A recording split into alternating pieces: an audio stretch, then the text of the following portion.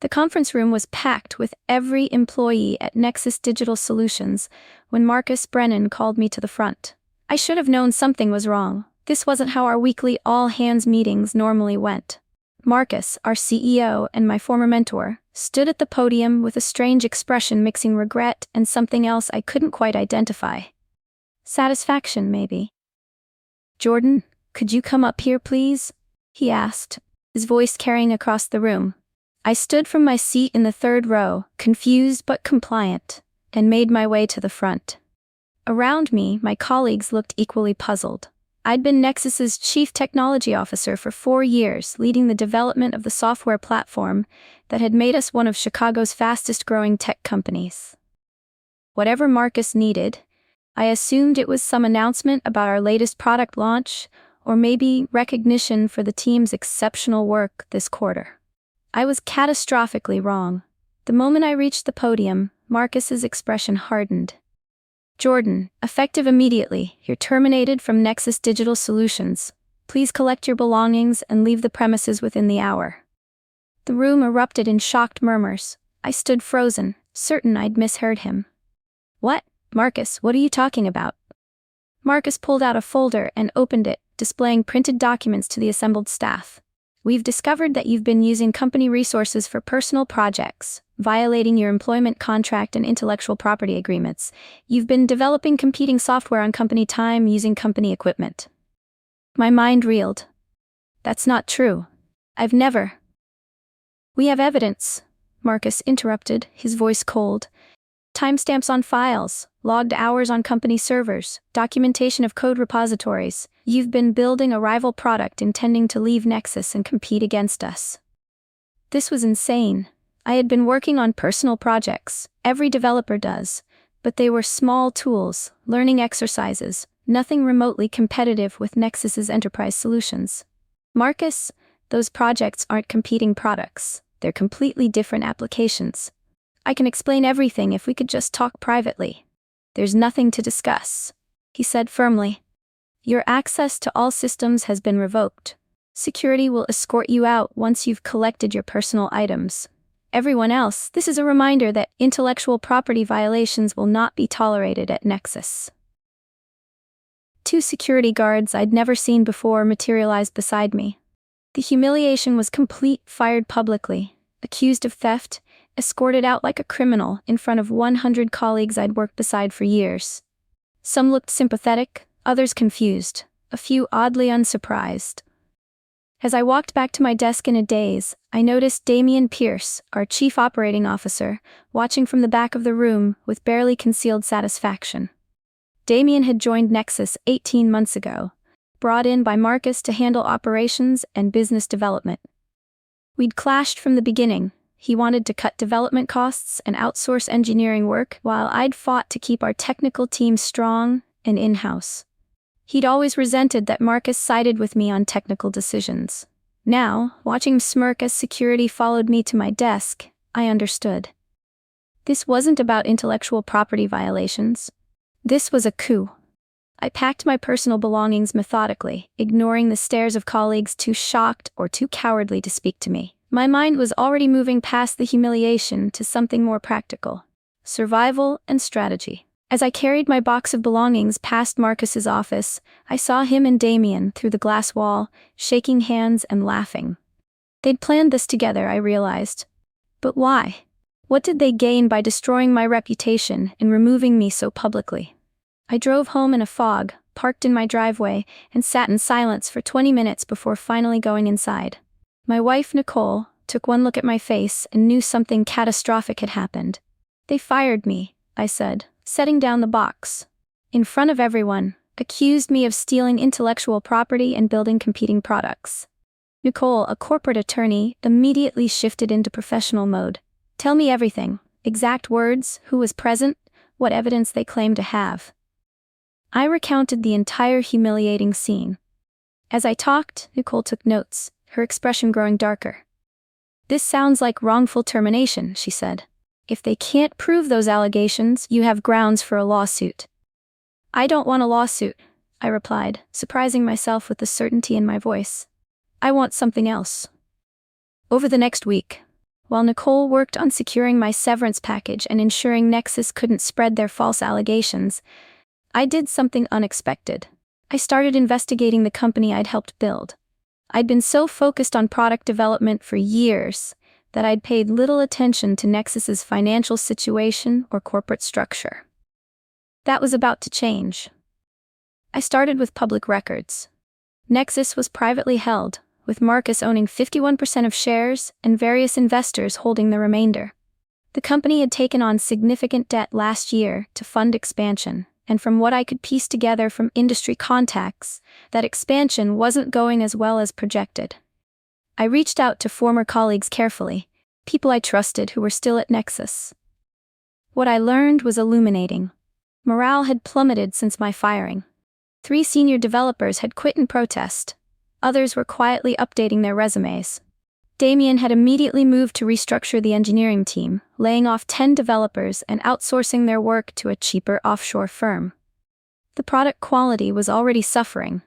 But more interesting was the financial information I managed to gather.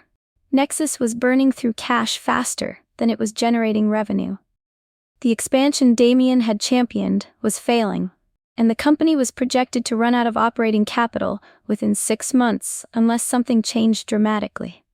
I made an appointment with my financial advisor, Thomas Chen, and laid out everything I knew. Nexus is in trouble, I concluded. They removed me because Damien convinced Marcus I was too expensive and that outsourcing development would save money. But that decision is going to destroy the company's technical advantage. Thomas studied the information I'd compiled. So what are you thinking? Competitor? Lawsuit? Neither, I said. I want to buy it. Thomas looked at me like I'd lost my mind. Buy the company that just fired you? Jordan, that's strategic, I interrupted. Marcus and Damien don't realize how bad their financial situation actually is. They think they can cut costs and ride out the rough patch, but I know the product inside and out. I know the team, the clients, the market, and I have something they don't. Credibility with the people who actually make the product work. Thomas leaned back, considering. You'd need significant capital. Do you have that kind of liquidity? I didn't, not personally. But I had something potentially more valuable, a network of contacts who knew my work, trusted my vision, and might be very interested in investing in a company I was going to transform. Over the next month, I worked 18-hour days building my case. I created a comprehensive analysis of Nexus's current state, its problems, and my plan for turning it around. I projected that with proper technical leadership, reduced overhead from Damien's failed expansion, and strategic pivots in product development, Nexus could be profitable within 18 months. Then I started making calls. First was Elena Rodriguez, a venture capitalist who'd tried to invest in Nexus 3 years ago, but had been turned down by Marcus. She'd always believed in my technical vision. Elena, I need to talk to you about an investment opportunity, I said when she answered. I'm planning to acquire Nexus Digital Solutions. There was a long pause. The company that just fired you for intellectual property theft? The allegations were false, and they know it, I replied. They fired me because Damien Pierce convinced Marcus that outsourcing development would save money. It won't. It's already destroying their product quality and team morale. But if I can acquire the company and restructure it properly, it's incredibly valuable. I walked her through my analysis and projections. By the end of our 2-hour conversation, Elena was intrigued. How much do you need? She asked. That depends on what Marcus will sell for, I admitted. The company's valued at approximately $30 million, but given their financial distress, I'm betting I can acquire it for significantly less. Maybe $20 million. And what's your ownership structure proposal? I need to maintain at least 51% control to execute my vision, I said. But I'm open to creative structures for investors who believe in the plan. Elena was silent for a moment, then said, Send me your complete analysis. I'll review it this week and get back to you. 3 days later, Elena called back. I'm in for $5 million, and I have 3 other investors who want to talk to you. They've seen your track record and are interested in the opportunity. Over the next 6 weeks, I assembled an investment consortium willing to commit $22 million to acquire Nexus Digital Solutions. The structure gave me 55% ownership and full operational control, with Elena and other investors holding the remainder. Now came the hard part, approaching Marcus about buying the company he'd just fired me from. I scheduled the meeting through Nicole, positioning it as a discussion about my severance package and ensuring the non-disparagement clause in my separation agreement was being honored. Marcus agreed to meet at a neutral location, a coffee shop downtown, away from the Nexus office. He arrived looking tired and stressed, very different from the confident CEO who'd fired me 2 months ago. We exchanged awkward pleasantries before I got to the point. "Marcus, I know Nexus is in financial trouble. The expansion isn't performing. Costs are up and revenue isn't meeting projections. You have maybe 4 months of runway left at current burn rate." His face hardened. "How do you know about our financials?" "I still have friends in the company," I said simply. "People talk, and I've been doing my homework." I pulled out a folder and slid it across the table.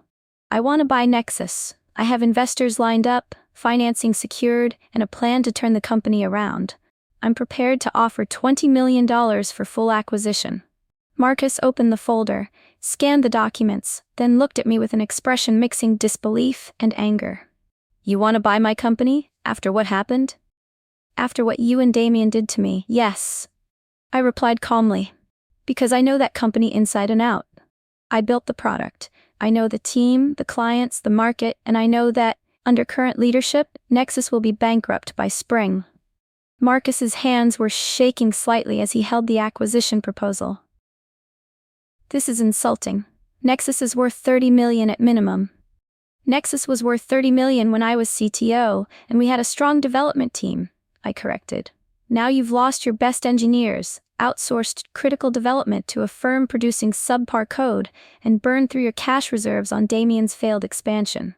Your clients are complaining about product quality, your team morale is destroyed, and your runway is getting shorter every day." I leaned forward. $20 million is a fair offer for a company in distress. It's certainly more than you'll get in bankruptcy proceedings. Marcus stood abruptly. "I'm not selling to you. Ever. This meeting is over." He stormed out, leaving my proposal on the table. I'd expected this reaction. Marcus's ego wouldn't allow him to sell to the person he'd publicly humiliated. But I'd planted the seed. Now I just had to wait for reality to do the rest of the work. 6 weeks passed. I continued monitoring Nexus from the outside, watching the situation deteriorate. 2 more senior engineers quit. A major client, frustrated with declining product quality, moved to a competitor. Nexus announced layoffs affecting 20% of staff. Then I got a call from an unexpected source, Bethany Walsh, one of Nexus's board members and a significant minority shareholder. "Jordan, can we meet? I'd like to discuss the company's situation." Bethany and I had always had a good working relationship. She'd been one of Nexus's earliest investors and had supported my technical decisions consistently. We met at her office, and she didn't waste time on pleasantries. "Marcus told me about your acquisition offer. He declined it out of pride, which is idiotic because the company is circling the drain." She pulled out financial statements that painted an even grimmer picture than I'd estimated. "We have 8 weeks of operating capital left, maybe 10 if we do another round of layoffs. The expansion Damien pushed has been a disaster. We're losing money on every transaction." "Can Marcus raise additional funding?" I asked. Bethany shook her head. "I've been on every investor call. No one wants to put more money into a company that's lost its technical leadership and is hemorrhaging clients." She looked at me directly. "I own 18% of Nexus. There are 3 other minority shareholders who together own another 24%. That's 42% total. If we could convince Marcus to sell, or if we could structure this differently, would your offer still stand?" I considered this carefully. "What are you proposing?" "Marcus owns 51%. If you could acquire the 42% that minorities control, you wouldn't have majority ownership, but you'd have significant influence. And more importantly, it might pressure Marcus to accept reality. Or it might make him dig in deeper," I countered. Bethany smiled grimly. "Let me worry about Marcus. Are you still interested in buying Nexus?" "At the right price, yes, but I need operational control to execute my turnaround plan. 42% doesn't give me that." Not immediately, Bethany agreed. But Marcus can't run the company without capital. In 8 weeks, when the money runs out, he'll have 2 choices: sell or declare bankruptcy. If you already own 42% at that point, you'll be in a much stronger negotiating position.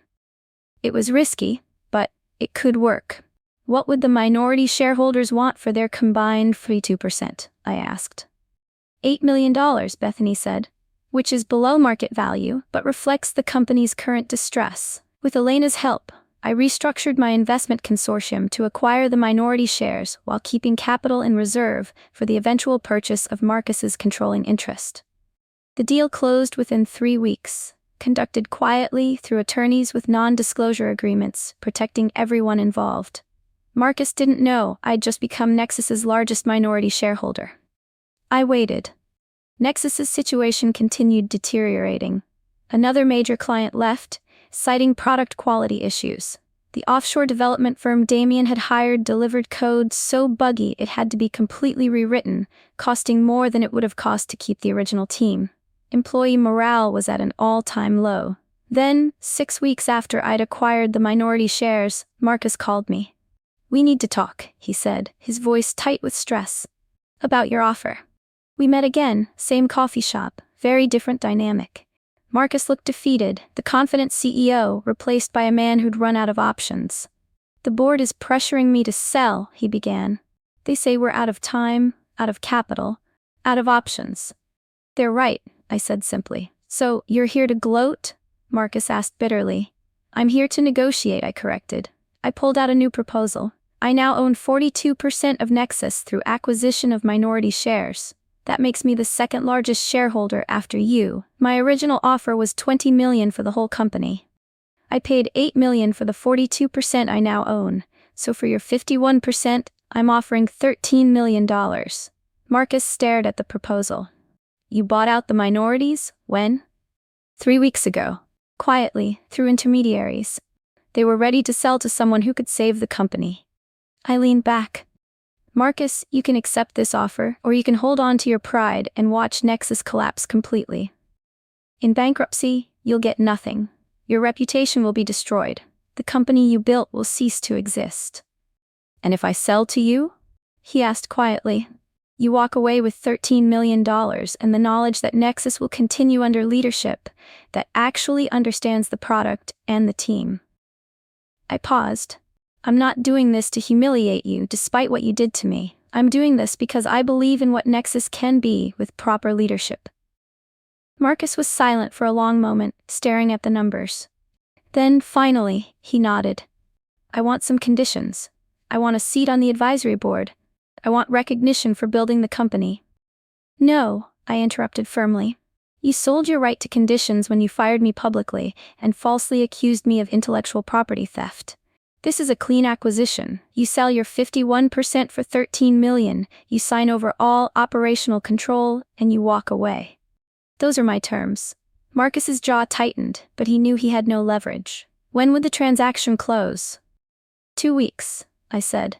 "My attorneys will draft the agreements. You'll have time to review with your counsel.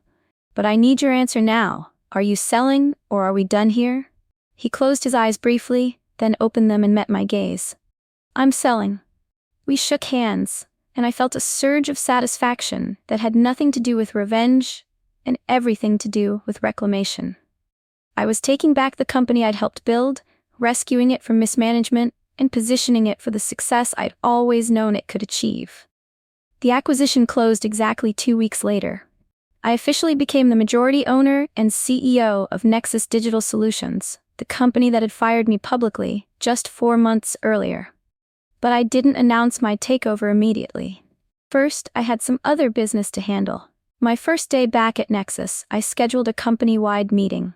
The staff gathered in the same conference room where Marcus had fired me, many looking confused about why they'd been summoned. Damian Pierce stood at the front looking pleased with himself, clearly thinking this was his opportunity to announce some new restructuring. I walked into the room and watched recognition ripple through the crowd. Confusion, hope, disbelief crossed various faces. Damien's expression went from smug to horrified. "What are you doing here?" he demanded. "I'm here for the all-hands meeting." I said calmly, walking to the front of the room. Though I should probably introduce myself formally. As of today, I'm the majority owner and CEO of Nexus Digital Solutions. The room erupted. People stood. Some started clapping. Others looked shocked. Damien went pale. That's impossible. Marcus would never.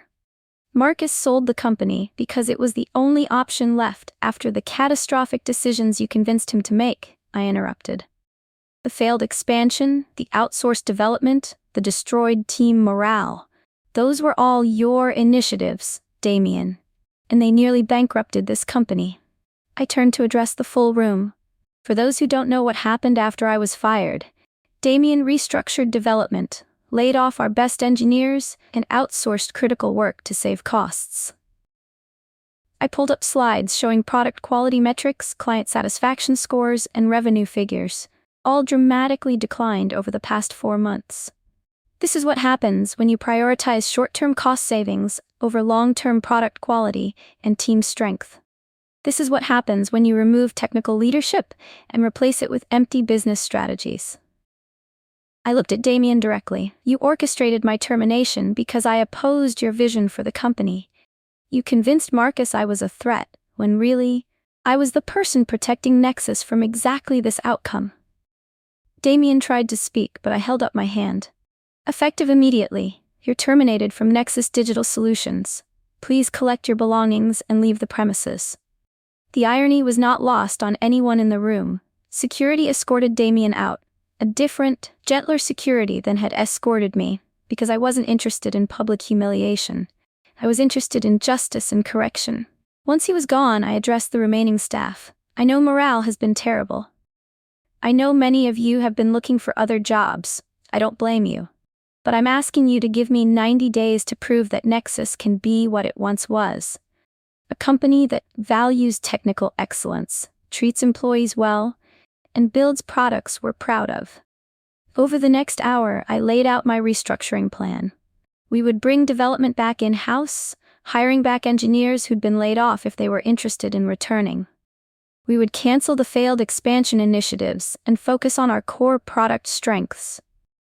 We would rebuild client relationships by committing to quality and service.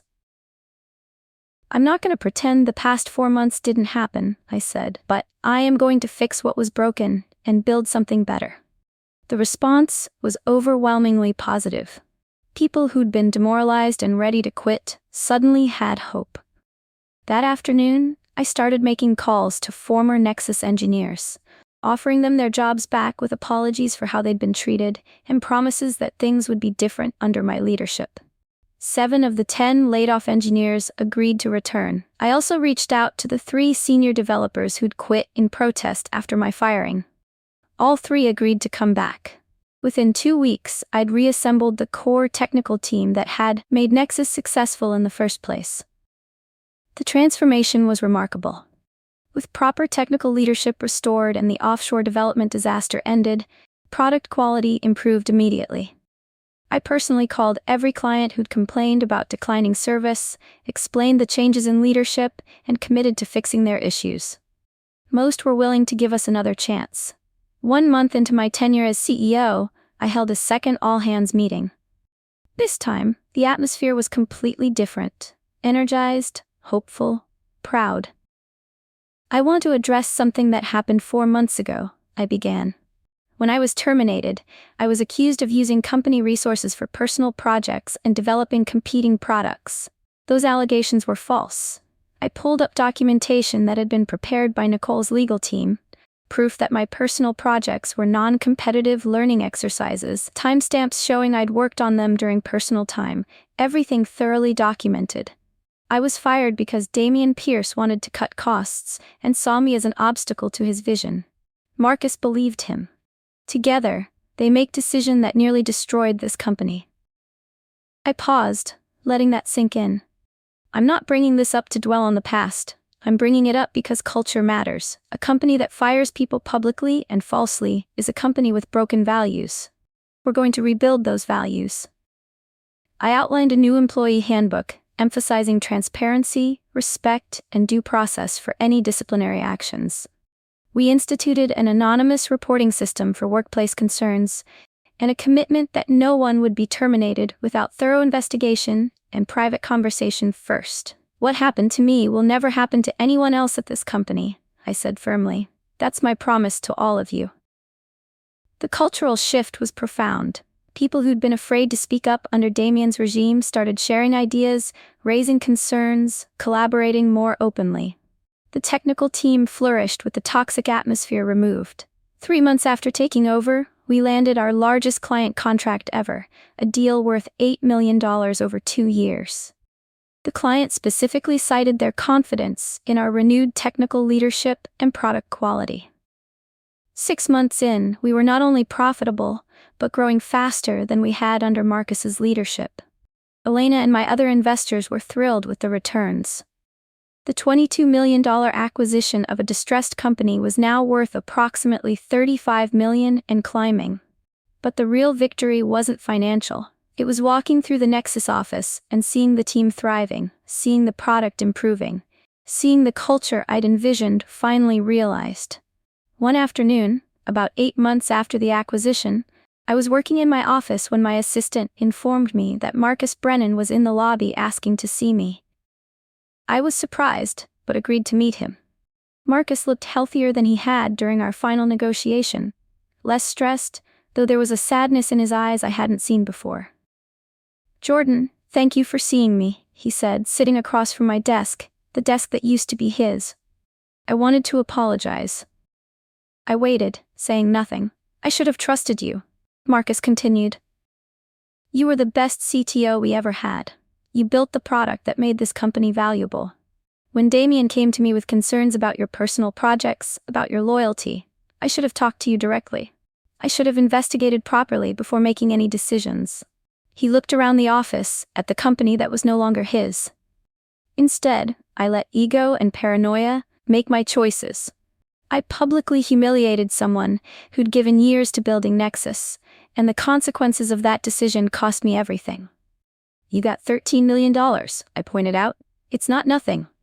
"It's not the company," Marcus replied quietly. "It's not the legacy I wanted to build."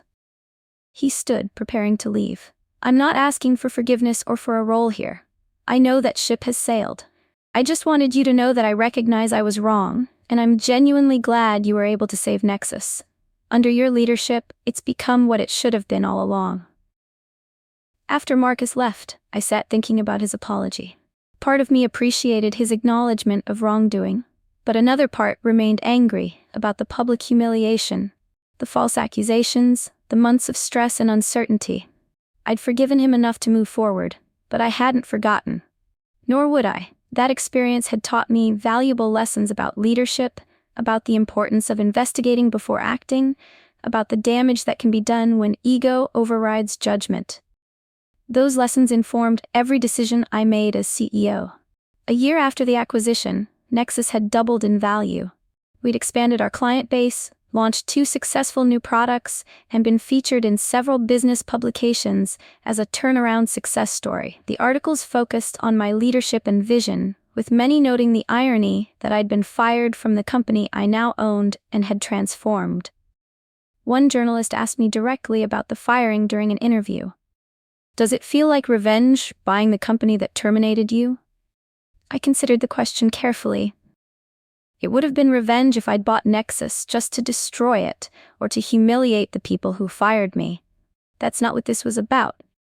This was about saving a company I believed in, protecting the employees and the product, and proving that the vision I'd always had for Nexus was the right one.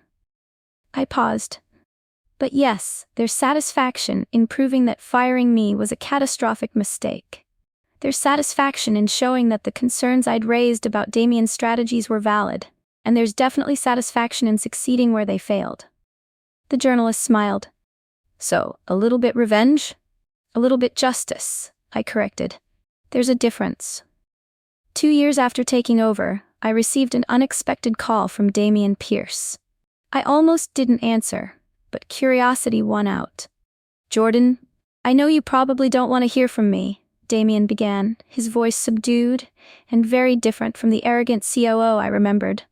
"I'm not asking for anything. I just wanted you to know that I've spent the past 2 years thinking about what I did at Nexus, and I understand now how wrong I was. He continued. I was threatened by your technical expertise and your relationship with Marcus. I convinced myself you were the problem when really, I was the problem. Damien paused. I've been working with a startup in a much smaller role, and I'm trying to learn from my mistakes. Trying to lead differently. I wanted to thank you, actually. Thank me? I asked, surprised. For what? For not destroying me the way you could have. Damien replied. When you fired me, you did it professionally. You didn't humiliate me publicly the way I did to you. You just removed me from a role I was failing at. That showed more grace than I deserved. After we hung up, I realized that the true measure of my revenge, if that's what it was, wasn't in the public humiliation of my enemies. It was in building something successful, in proving my vision right, in creating an environment where people thrived. The acquisition had been strategic, not vindictive. The restructuring had been necessary, not cruel. The success had been earned, not stolen. 3 years after being fired, I stood in the same conference room where it had happened, addressing the company at our annual all-hands meeting. Nexus now had 300 employees, annual revenue of $60 million, and a reputation as one of the best tech companies to work for in Chicago. We'd been approached by several firms interested in acquiring us, with valuations north of $100 million.